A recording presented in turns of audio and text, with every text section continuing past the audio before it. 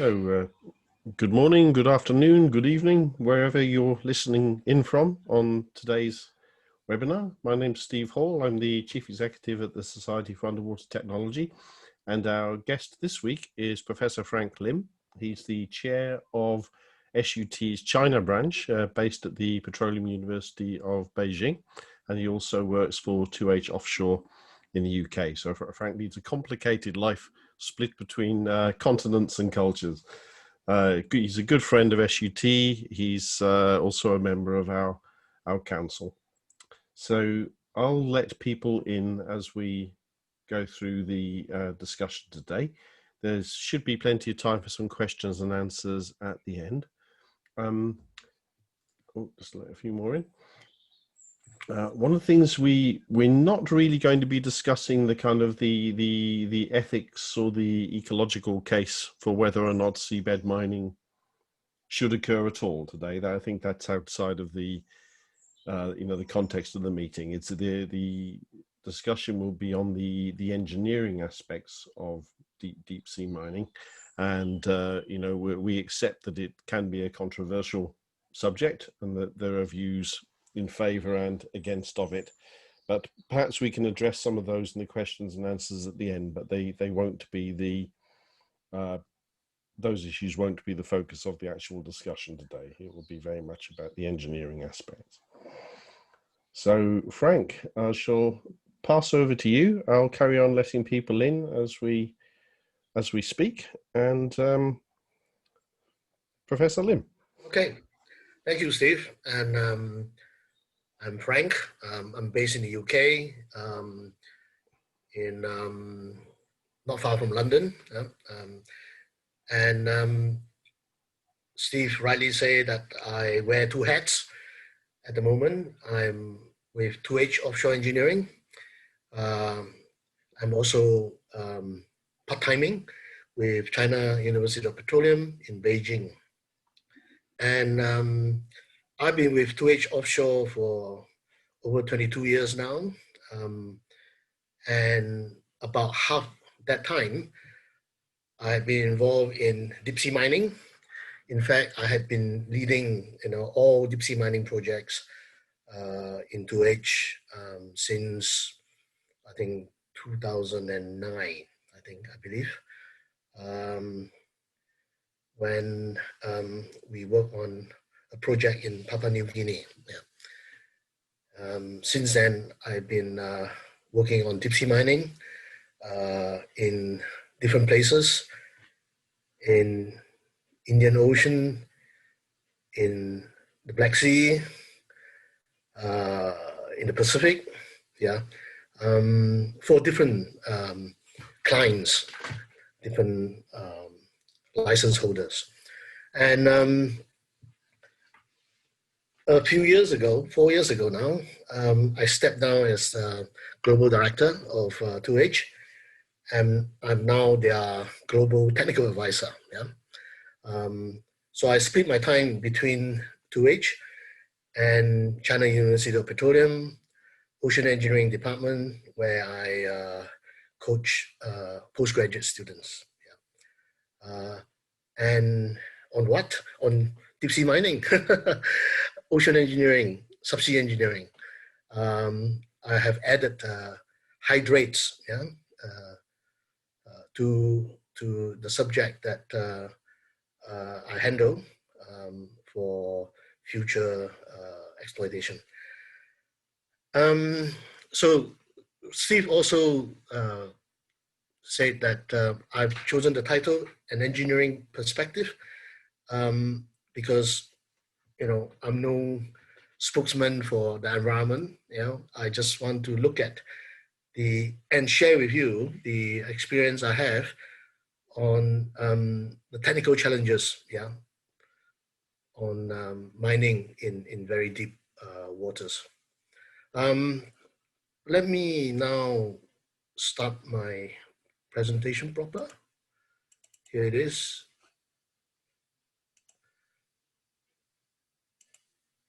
Can you all see this? If you can't see or hear, let me know, shout. Yeah, all clear this end, Oh, yeah. Frank. Yeah, Yeah. okay. Mhm. An engineering perspective. I'm going to touch on what are we mining, the basic questions for those of you new to it. I'm expecting a kind of general audience. So, they are experts, they are, newcomers. So I start from the very basic. Yeah. What are we mining? Where? The general mining configuration. Then I go into the facilities, um, production vessel, crawler, vertical transport system, and deep water issues. And then I'll try to make some conclusions. And then I'll open to question and answers. Now, I must also say that 2H Offshore is a specialist in riser system. Yeah, the system that connects the seabed to the floating vessel. Yeah, so that's my expertise, and that's what we provide a lot of engineering solutions for in those projects I've been working on. So I have a natural bias, yeah, on vertical transport system, which is essentially the risers and the lifting system. And so you find me talking a lot more about the vertical transport system than the other things. So what are we mining? Yeah, there are other types as well, but I just focus on these two main types. One is seafloor manganese nodules. That's a picture on the top left. Can you see my cursor? Yeah, can you?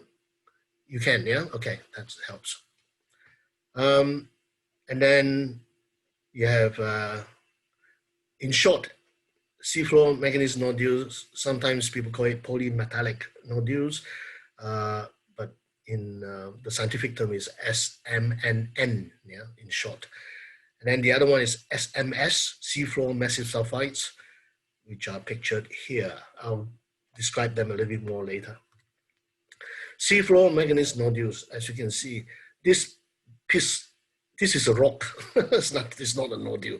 All these scattered around are nodules.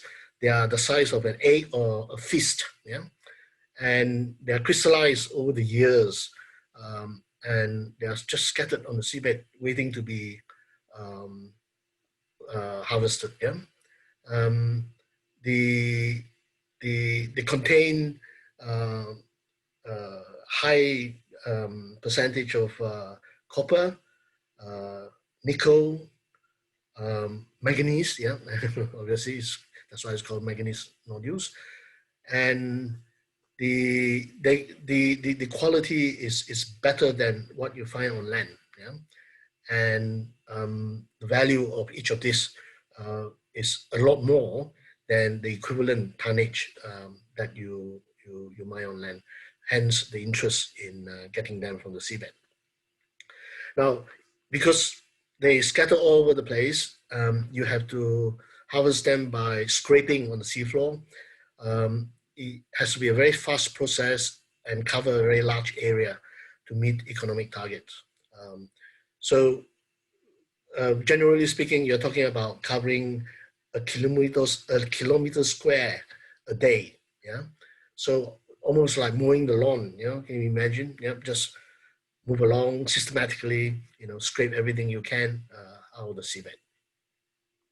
Fast and large area. Yeah, and then you have the seafloor massive sulfide or SMS. They're basically extinct seabed volcanoes. You can see, you probably have seen documentaries about black smokers, chimney, they're given various names. But those are live, yeah? Now, you don't touch the ones that are live. We're talking about the extinct ones. And they are rich in minerals, again, with copper, zinc, even gold and silver. Yeah, so that's all rather precious. They came from the belly of the earth, and they are about 1 or 2 or 3 meter deep. Yeah, covering the seabed, and to to exploit them, to produce them, it's an excavation process that you basically need a digger to dig them up and crush them into smaller pieces in order to transfer it up to the surface. It's a very slow process, and the area you cover is very small. Yeah, and you may be talking about the size of a football field for over a year. Yeah, where you this is what we're talking about, roughly speaking. Okay, where?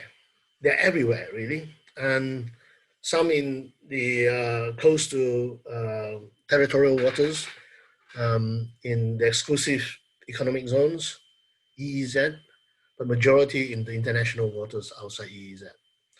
And because it's in that international waters, it is it requires an organization called International Seabed Authority, ISA, to regulate and manage the resources. Yeah, because what is in the international waters actually belongs to the world. Yeah, don't belong to a particular country or person. Now, I just want to give you an example of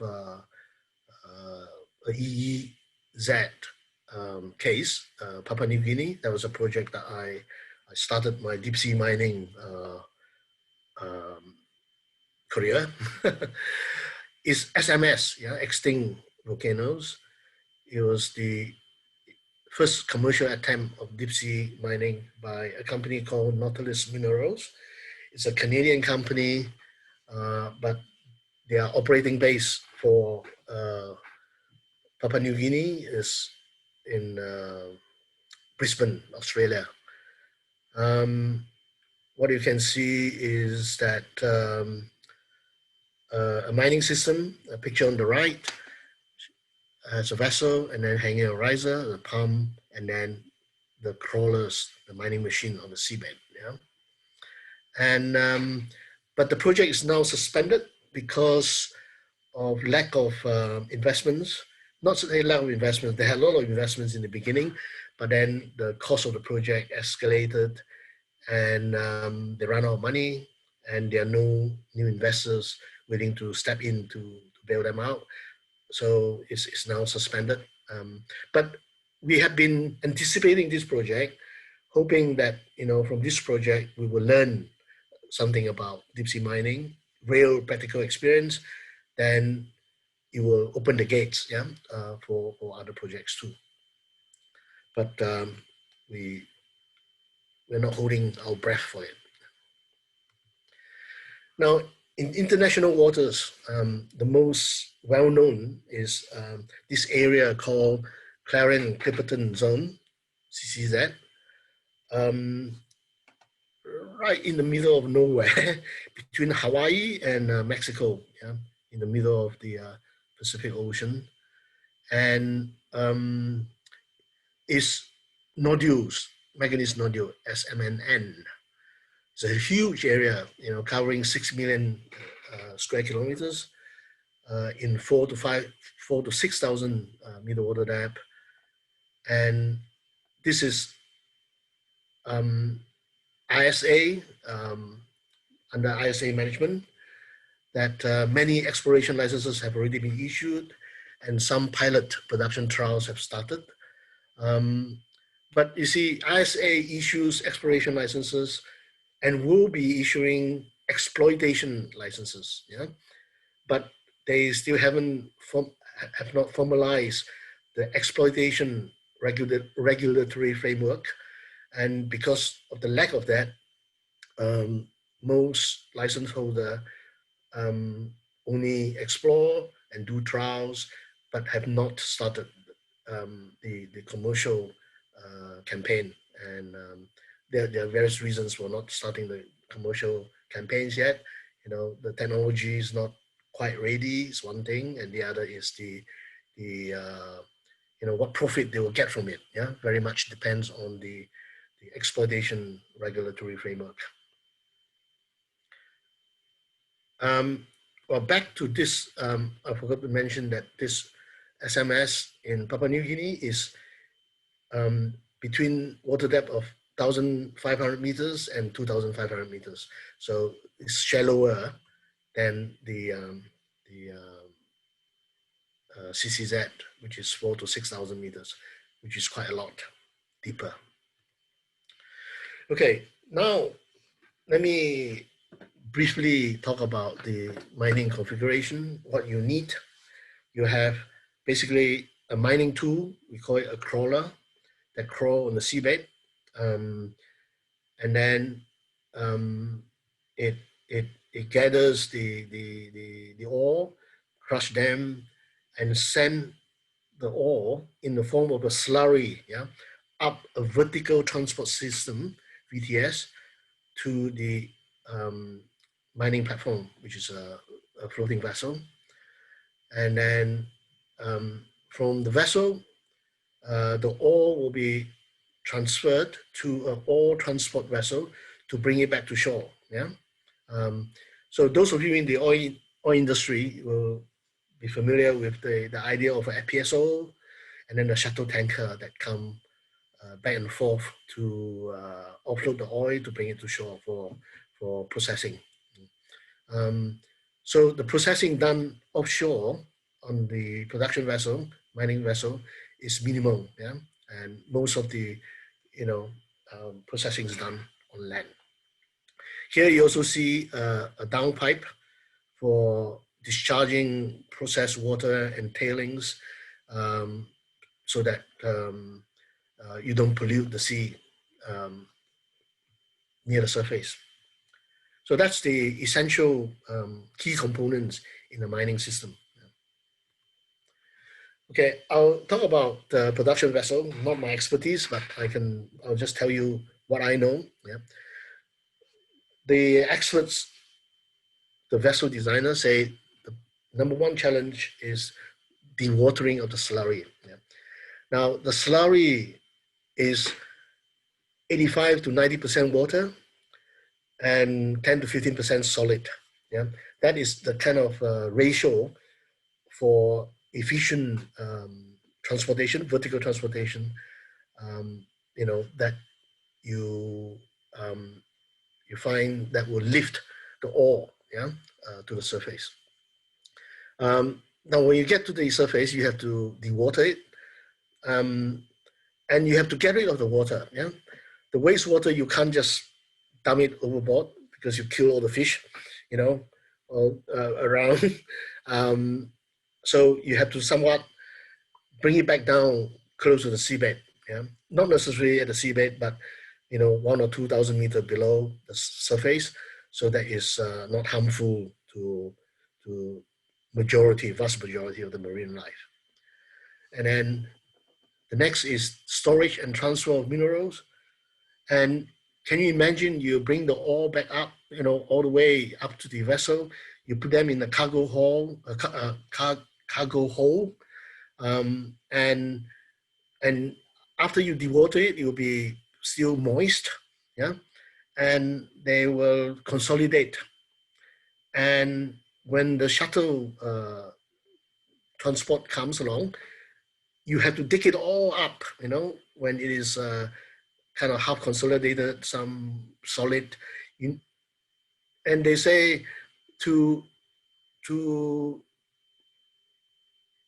break up this ore, wet ore, to transfer to the shuttle is as difficult, as challenging as digging it up on the seabed and transferring up the vertical transport system. So that is a bit of a hurdle, because to transport it quickly is water, to use water. But then now you've just dewater it. Now you want to put water back in. It's a bit of a contradiction.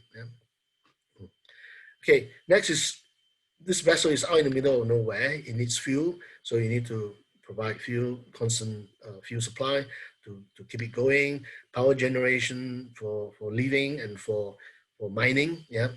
All the crawlers require power. And then crew and living logistics, you need to fly people in and out. Remember, in the CCZ is the current Clipperton zone is thousands of kilometers from any civilization. Yeah. And then there's the riser storage and deployment requirements.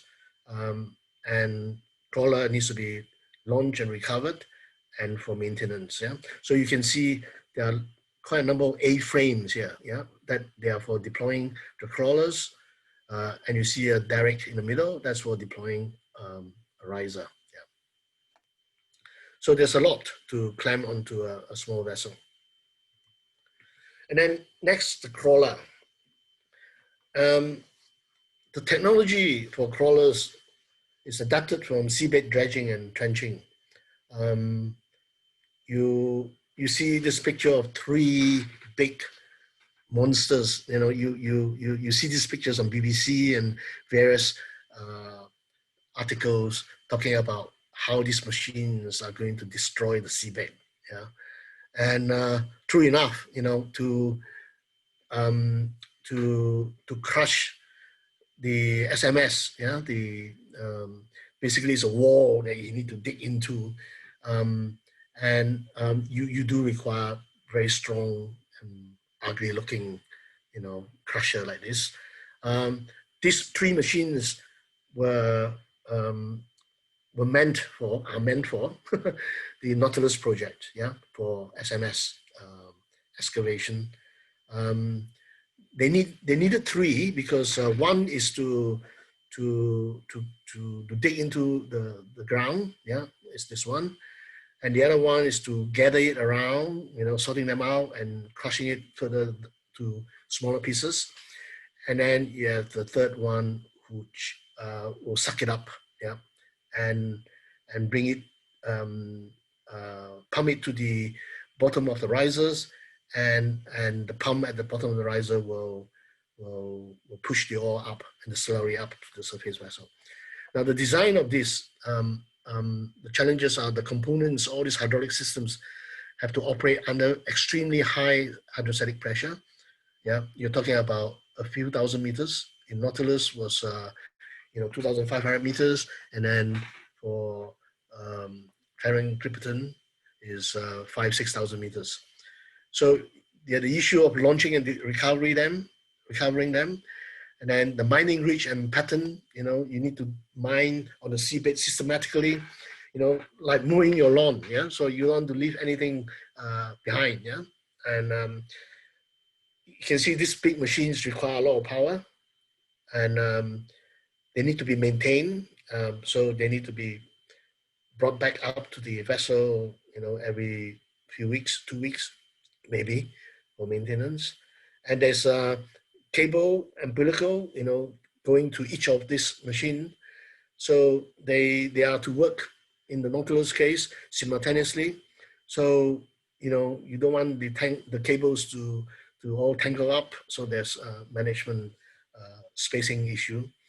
Traction on the seabed, when it's too soft, it's no good, it won't move. And the machine cannot be too heavy because otherwise it sinks in. So you need buoyancy modules to lighten the weight in water so that it kind of glide, you know. Too soft, too light, no good because it's got no traction, it can't move. So there's a lot of engineering involved in getting it just right. And one issue is plume generation. As you dig around, you can't help stirring up the soil, the seabed, on the seabed, and with a sea, you know, near bottom sea current, it will wash the plume away, and you know it could cover a long distance. So the design of the crawlers have to somehow cap and minimize plume generation, yeah, to minimize environmental impact. And in the case of manganese nodules, where you have to cover a large area, you have to synchronize the vessel and the crawler movements. Yeah, basically the vessel has to follow the crawler like you're moving along. Yeah, so there's all this control and management issues. Okay, come to vertical transport system. Is the from the crawler to the production vessel. So what you see here is a riser, and at the bottom of the riser could be a pump or a number of pumps. Yeah, and if we go back to this picture, you will see in Nautilus case is one riser and then one pump, yeah, hanging at the bottom, and I'll explain what that pump is later.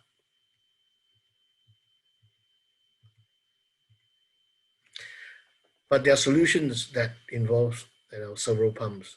I'll cover that also.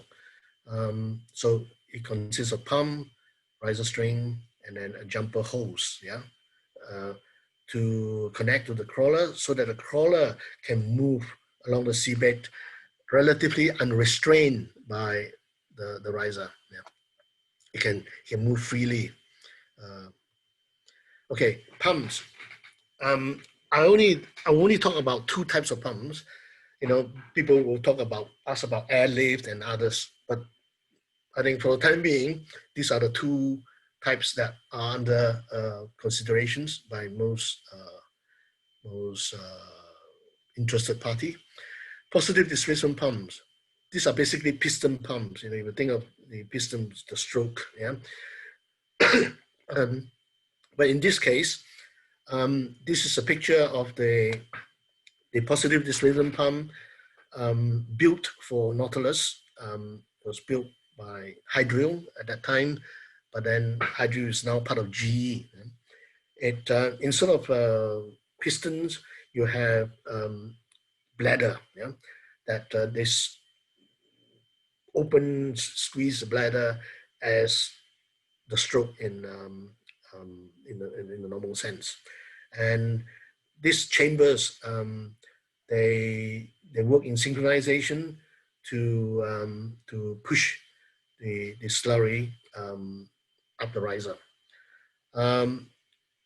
High pressure difference, you can create very high pressure difference by adding number of chambers, but the flow rate is low, yeah, low flow rate. It's pulsating. You need multiple chambers and tuning to smooth out the pulsations. And it's located at the bottom of the riser string, one, as you saw just now in the Nautilus picture.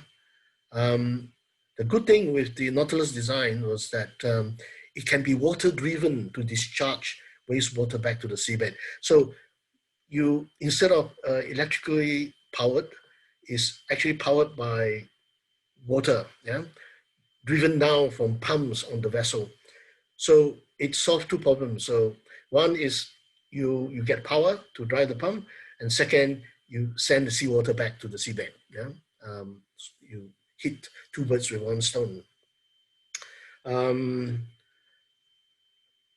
it's relatively easy to recover the whole unit to surface for maintenance, because you could disconnect this pump and leave it on seabed, and then use launch and recovery system, A-frame, to bring the pump up for servicing. Yeah. You don't need to retrieve the riser. Yeah. So that's one. The second pump type that I want to talk about is centrifugal pump. You can see here is a picture courtesy of IHC. Here is a pump station. You got two pumps here, yeah, two centrifugal pumps in one pump station. Centrifugal pumps, it can create very high flow rate, but low pressure difference. Yeah. So to overcome the hydrostatic pressure in, let's say, 5,000 meter water depth, you need 6 pump stations. Yeah, that's 12 pumps. Yeah, to work in relay. Yeah, to send the slurry all the way up 5,000 meters. The flow is continuous, which is an advantage, and it's got multiple locations, as I said. Yeah. But because the pumps are all halfway, up the riser, we need to somehow get ROV down to do some local repair, maintenance, because you don't want to retrieve the whole riser, each time a pump is not malfunction, yeah, or say a pump malfunctions. Okay, then let's talk about pipes.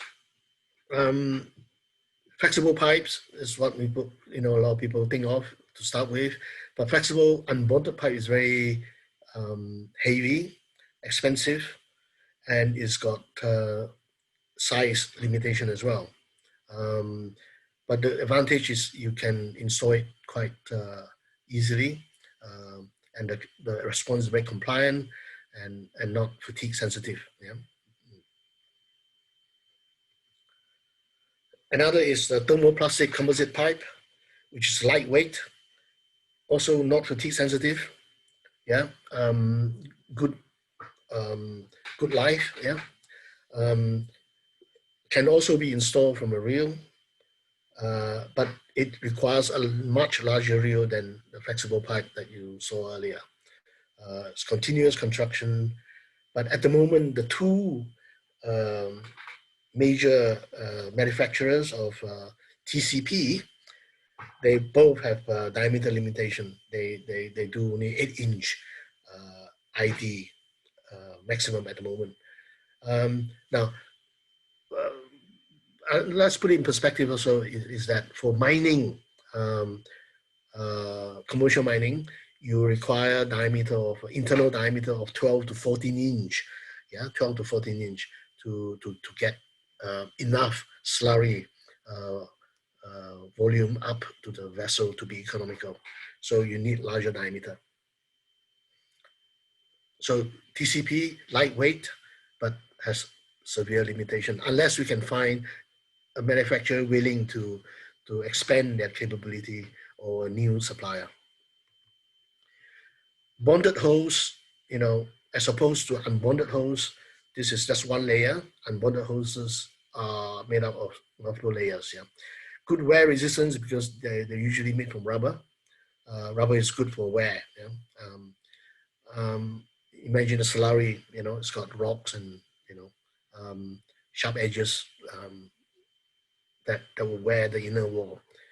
The problem with bonded hose is it lacks tensile strength, and they are usually made in short sections, quite weak end fittings. But this is used for the short jumper. Yeah, remember there's near the seabed between the crawler and the bottom of the riser, you have this S shape, yeah, configuration jumper, and that is a candidate. Yeah, bonded hose is a candidate for that flexible. Then come to the what I call it, the old war horse, yeah, steel pipes. And coming from the oil industry, and steel pipe is a very well-established technology. We use it for deep water drilling. We have a lot of knowledge and experience, and we have large diameter. Yeah, and in drilling riser is usually 21 inch outer diameter. So you do have 19-inch internal diameter. So that's more than enough, for mining. And if we use the same technology of connections and welding and so on, we could actually go and do this, tomorrow, And when people ask me, can we go and do we have a vertical transport system that we can use tomorrow? Yes, if you're willing to use steel pipes, But steel pipes heavy, and that's what most people are concerned about. You have to have a derrick to install it from, based on the current drilling riser system, 75 feet joint, 23 meter roughly, is quite standard. And between each of these 75-foot joints, you need to have a connector to make them up. Yeah. You need a wear liner, to prevent wearing of the inner wall. So this is probably polyurethane, maybe up to 1 inch thick, to line the inner wall. And for steel riser, welding is important. And somehow we learned that connectors is not the connectors, mechanical connectors are not the weak points. Welding is a weak point. Yeah, it's hotspots for fatigue. So I've kind of covered the components and the challenges and the issues involved with the designing of each of them. Now talk about deep water challenges in general. Number one is high riser payload. You're talking about 5,000 meters of riser pipes. Yeah, so you need to store them somehow on the deck, and you need a large deck space for storing them. And deployment is also a problem because it takes a long time to deploy and retrieve. And hence, you know, I'm talking about steel riser. Hence, people have this tendency of wanting to use flexible pipe or TCP because you can reel them. Yeah. So installation and deployment will be quicker. But we don't have the technology or availability of flexible pipes is rather limited at the moment, yeah, or non-existent at the moment. Deep water, we face with very uncertain mid ocean conditions. You know, we know the waves on the surface quite well, but you know, beneath the seawater surface, you've got currents going in all sorts of directions. Yeah, and you know, current doesn't always go in one direction. In very deep water depth, you describe current conditions, current profile with a rosette. You know, they can be going in different direction, and so on. And so, and one of the issues with long riser string and current, submerged current, is VIV, vortex induced vibration, and it can cause component fatigue, and you know, it can break before it's time. Yeah, and I'll cover a little bit more on fatigue later. Contingency measure is that you know, I guess we always think about how to get away. Yeah? So in drilling, we have something called BOP, blowout preventer, that we can use it to close a well and then disconnect from it. And then when the weather passes, we come back and reconnect. Yeah? So we need to think of contingency measures also for mining. VIV, yeah, vortex induced vibration. You get vortices forming either side of a cylinder in certain current velocity, usually higher current velocity, and the shedding frequency, because the vortices are shedded alternatively from either side of the cylinder, it created alternating exciting force on the cylinder. And if that frequency coincide with the pipe natural frequency, you could have very serious vibration and fatigue consequences. Yeah. Now we can mitigate fatigue by putting suppression strips on, like in this picture, but it is highly undesirable because it adds complexity to the installation. It increases system drag, and then vessel fuel consumption as a result. Yeah. So, and it can impact operating windows. Now, the other aspect, you know, if remember we say the vessel has to move, dragging the riser along to follow the crawler. Yeah. So the towing speed, yeah, the vessel speed, it in itself is a current. Yeah. So you can't move too fast. If you move too fast, you're dragging it through water, generating VIV as well.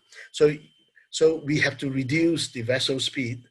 It can't follow the crawler as fast as it's liked, and that can mean not meeting the production target. Yeah? Okay, then for steel pipe connectors of the pipe section will need to be fatigue resistant, and then you require special joint at pump connection to reduce local bending stresses. These are standard riser design considerations for reducing fatigue. Another thing we can do is to monitor the vibration, yeah, in situ vibration, and track the actual fatigue, and not relying on just analysis and prediction. Then, to the last point I want to talk about is, you could use riser pipes with inherently high structural damping, or they are fatigue resistance, and you don't have the problem of the steel pipes that you see earlier. Yeah. So there's a desire to go flexible or TCP, yeah, thermoplastic composite pipe, but as far as I know, as far as I can see, they are not as available as steel pipes at the moment. Special issue for ultra deep water. In offshore oil and gas, the drilling vessels are drilling up to 3,000 meters at the moment. Yeah. So, but now we're going from 3,000 meters to 5,000 meters or 6,000 meters. That's another leap. Yeah.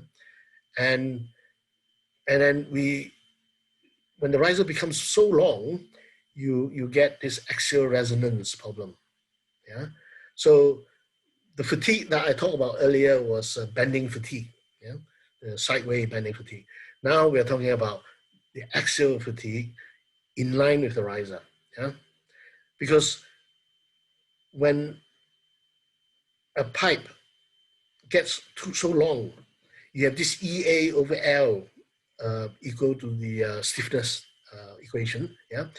EA is, let's say, more or less the same, but L increases, your stiffness reduces. When the stiffness reduces, axial stiffness reduces, the natural frequency reduces, yeah, or the natural period go up. And then at one point in time when you're deploying the riser, you will find a length that has got the actual natural period coinciding with the wave period, and that's when you get into trouble. Yeah, you will be excited axially, uncontrollably, leading to snatch loading and eventual failure. Yeah, this is serious stuff. Not we have observed it in real life for umbilical, for cable. Yeah. Okay, I can come to some conclusions. I think the time is about right also. Yeah. Deep sea mining technological challenges are very formidable. Yeah. And it's important to learn from trials and even mistakes to improve. I remember watching a documentary by James Cameron, the director who made Avatar, and what was that? He's also an explorer, so he built himself a manned submarine that go down to the Mariana Trench, the deepest trench in the world, 10,000 meters, and he documented the whole design and the trial, and he himself sit inside this little ball to go down, but he took steps. 20 meters, oh, problems, the electronics failed. 200 meters, new problems, then he learns.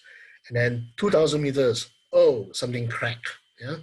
And so it's important to learn at every step, incrementally, step by step, deeper and deeper. You don't want to jump the gun and go straight into 5,000 meters. Now, James Cameron, eventually he went down to 10,000 meters himself, alone, yeah? And the hydraulic arm that was to gather some samples failed. So he said, oh shit, let's get up. So he was down there only for 15, 20 minutes, and he quickly released the ballast and shoot himself up to the surface. Yeah. So it's important to learn from mistakes. And I dare say VTS raises the biggest concern. You know, people still scratching their heads trying to find a better, cheaper solution, lighter solution. Yeah. And the economic viability of the project relies heavily on the right equipment and logistics. I say we are not quite there yet. Yeah. We will be, but I think it will still take a few more years of development, learning to for it to become commercial. Thank you. I have done it in just over 45 minutes. Yeah. Excellent. Thanks very much, Frank. That was really, really interesting. We've got about 10, 15 minutes available if anybody has questions. I'll start off. Our friend Mahendra Shukla has sent through a couple on the chat. And the first thing he's asked, Frank, is that we hear a lot about deep sea mineral wealth, but so far no very substantial exploration. Are there particular reasons? Oh, and I see you, Mahendra. So if you want to ask the question, feel free to ask yourself. You have to unmute. Yeah, hang on. Let me try and unmute you. Okay, we should hear you now. Yeah. Okay. Please proceed. Okay. Oh, okay. You want me my answer?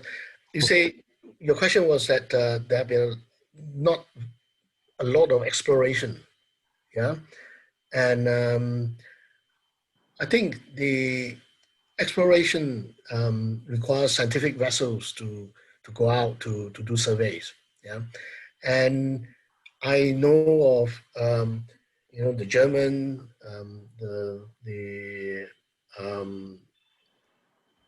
Dutch, and even the Indians, and Chinese, they all send out their scientific survey vessel to explore, yeah, to find out where these minerals are, and they take samples back.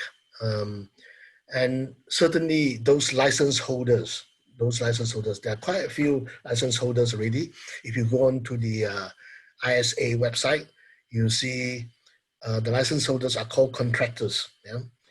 And if they don't do it themselves, they engage other party to do it for them, because they have something like 15 years, yeah, for each license to explore the area they are assigned to see what is there. And then based on their survey, they have to divide this into two equal halves, commercially equal halves, yeah, and submit to ISA for approval. And ISA will randomly choose one to say, okay, this piece is yours.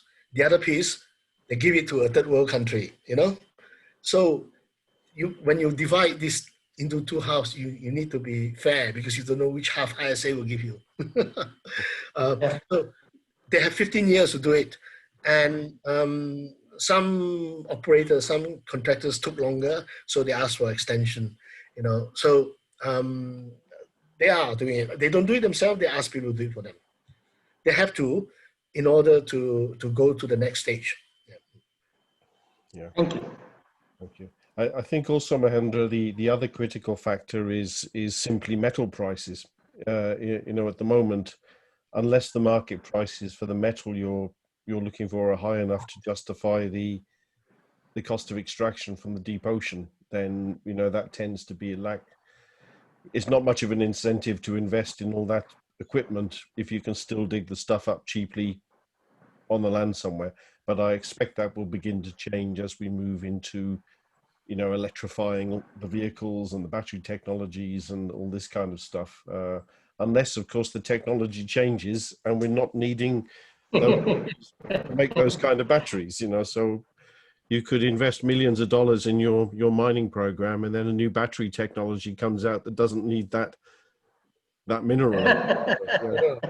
If you talk to the scientists who are pro mining, yeah, they are not talking about just batteries, but all the solar panels, Yeah.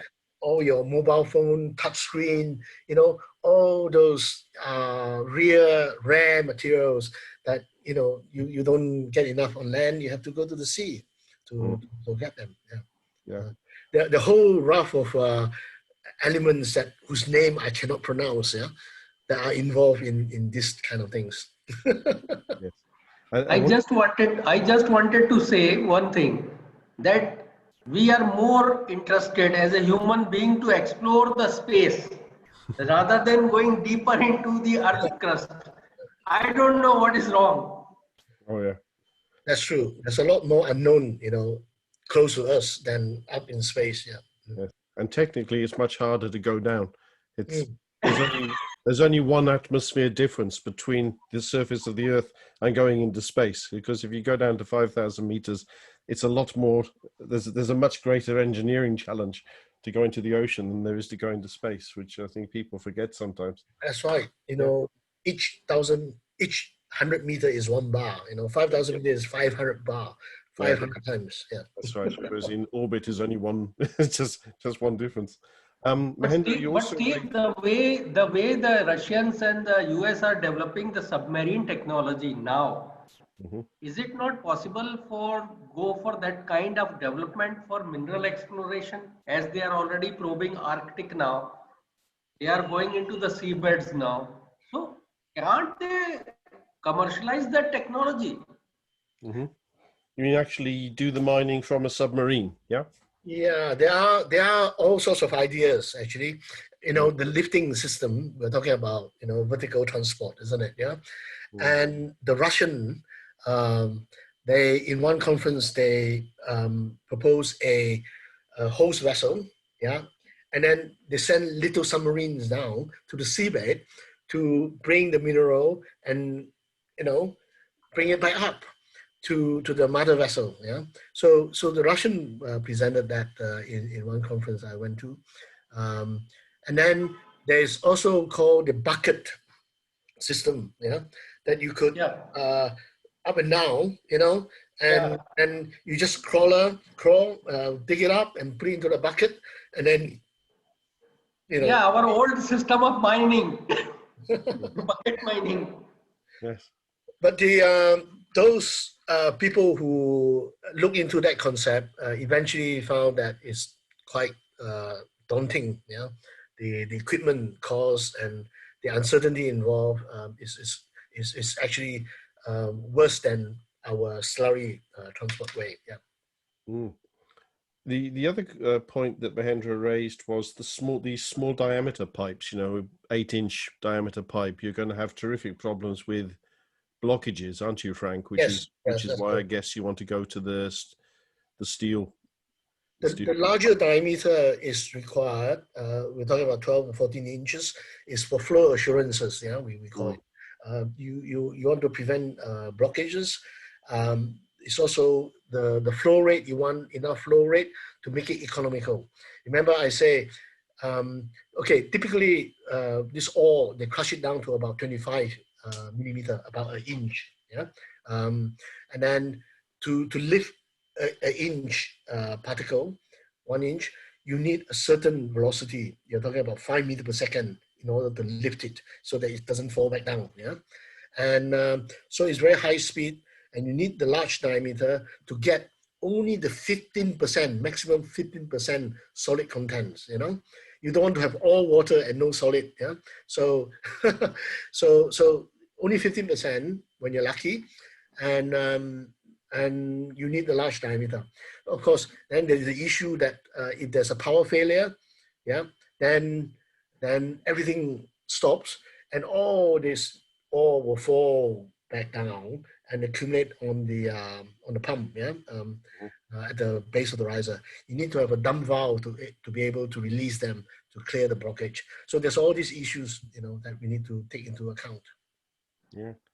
And Frank, what is these are quite abrasive materials you're going to be bringing up the riser. Yeah. So what would the likely lifespan of the materials be, particularly if you have any bends or, Oh yeah. or kinks in the pipe? Yeah. You want to minimize bend, yeah, Yeah. and hence flexible pipe. We're talking about unbonded flexible pipe. they tend to be in a kind of lazy wave configuration. So there's this big natural bend. So it's not too good for abrasion near the bend, in the hump, in the sag, yeah, and it's not so good also for dumping. For example, when you, let's say, you power cut, you have to, then everything falls and stick at the bottom. Yeah. So how do you clear it? So there are issues like this. Yeah. So the tendency is still going for a vertical system that you can clear, blockage in power failure. And the flexible pipe also have the issue of lining. Yeah. Same as steel pipe, but steel pipe at least is straight, so you could quantify the wear rate.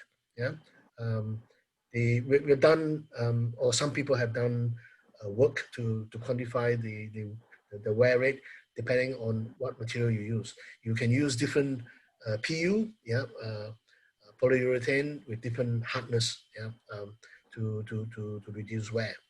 You see, people in the dredging industry, they know about this. They say, hey, we do that day to day, every day. Yeah. And we treat it sometimes as a consumable. Yeah. Throw away. No, just put a new one in. Yeah. Oh, okay. Anybody else got any questions? Good to see we have still quite a few people in the audience. So just feel free. No, you always can contact me. I'm available, at 2H Offshore.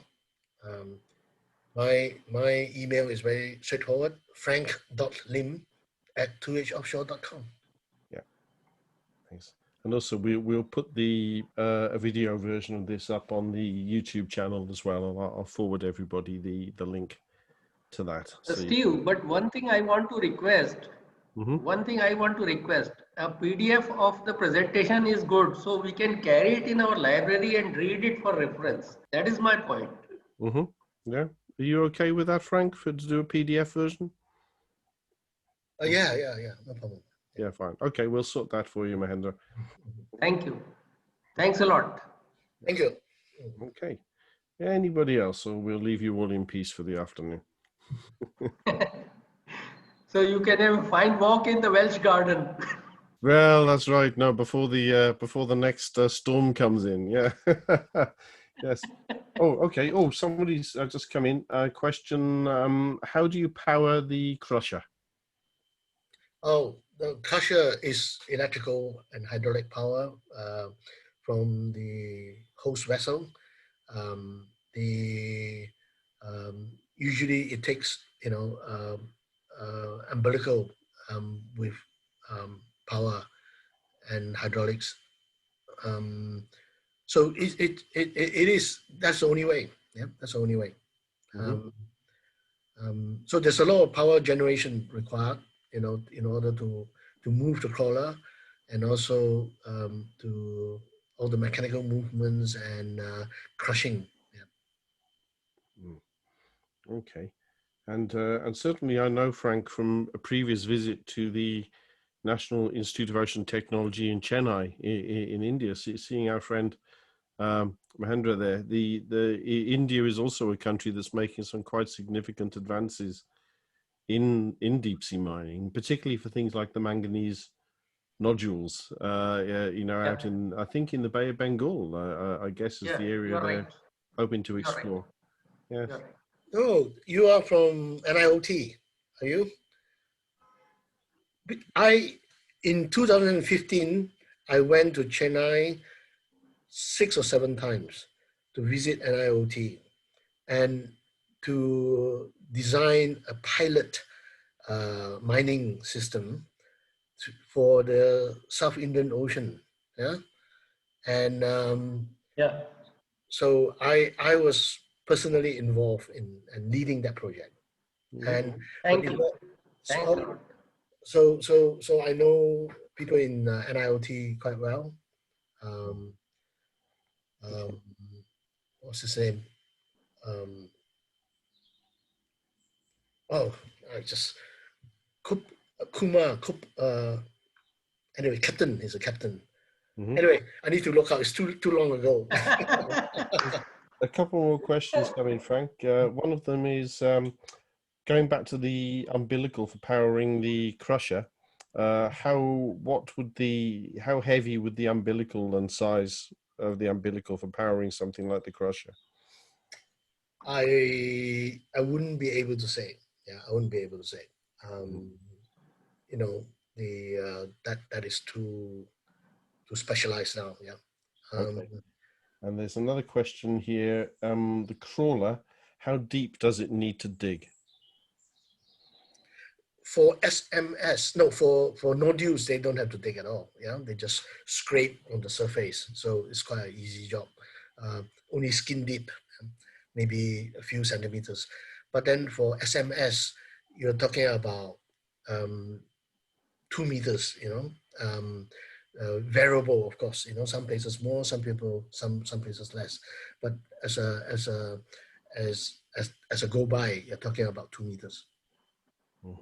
Okay, thanks very much. Right, any more before we leave Frank in peace for the afternoon? Oh yeah. Oh, this is in terms of the power supply. You'd again need an umbilical. Are we looking at sort of 33 kV, or would it need to be more like an ROV? Say that again. The cable for the crawler. I guess no, this would be for the umbilical. I think so. So would we be looking at a 33 kV cable, or does it need to be more than that? You'll be more than that. I think the power required for the crawler is a lot more than what is used to power ROV. Yeah? Yeah. And in fact, as a go by,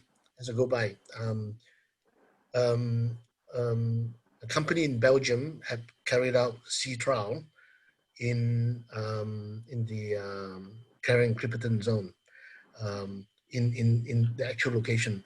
So they brought a crawler out, a prototype crawler, and they lower it with a umbilical, like lowering an ROV. Yeah, and that cable is the biggest cable the cable supplier has ever made.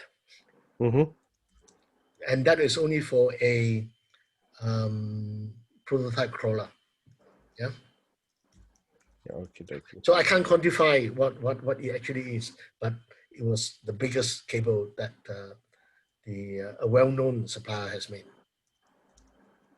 Yes. Okay.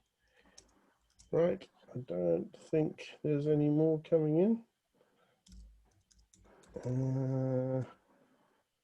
No, I guess that will do for now. So thanks very much, everybody. To anyone who missed the start, as I said before, we'll be uploading this onto YouTube later, and I'll ask Frank for a copy of a PDF version of the PowerPoint. And if anybody would like that, just email me, and we'll get that to you. All right.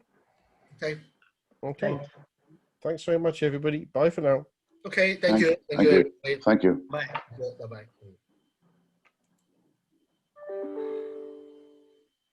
Okay. How do I? Brilliant. Thanks, Frank. Thanks. That was much appreciated, and we'll. I need to talk to you about personal view. Yeah. Oh, okay. Rightio. I'll just. Not today. Maybe some other time. Yeah. Fine. Okay. We'll book a slot. Yeah, that's right. Okay. All right then. Okay. Thanks, Frank. Bye. Bye-bye.